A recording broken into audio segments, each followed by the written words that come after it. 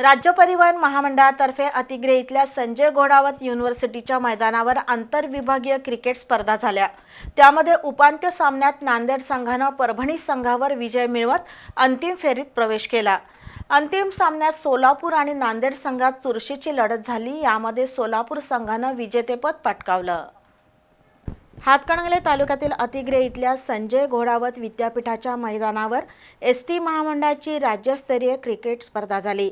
त्यामध्ये सोलापूर संघाने शनिवारी अंतिम फेरीत प्रवेश केला होता। रविवारी सकाळच्या सत्रात नांदेड आणि परभणी संघात दुसरा उपांत्य सामना झाला। परभणी विभागाने 20 षटकांमध्ये 8 गड्यांच्या मोबदल्यात 156 धावा केल्या होत्या।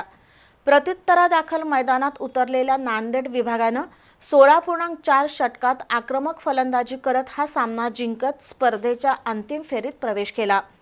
दुपारच्या सत्रात सोलापूर आणि नांदेड संघात अंतिम सामना खेळवण्यात आला। त्यामध्ये प्रथम फलंदाजी करत सोलापूर संघाने 20 षटकांमध्ये 8 गड्यांच्या मोबदल्यात 137 धावा केल्या। नांदेड संघाला हे आव्हान पेललं नाही। त्यांचा सर्व संघ 18.3 षटकांमध्ये 109 धावातच गारद झाला। सोलापूर संघाने विजेतेपद पटकावलं। सामनावीर म्हणून सोलापूरच्या रोहन तारापूरकरचा गौरव झाला।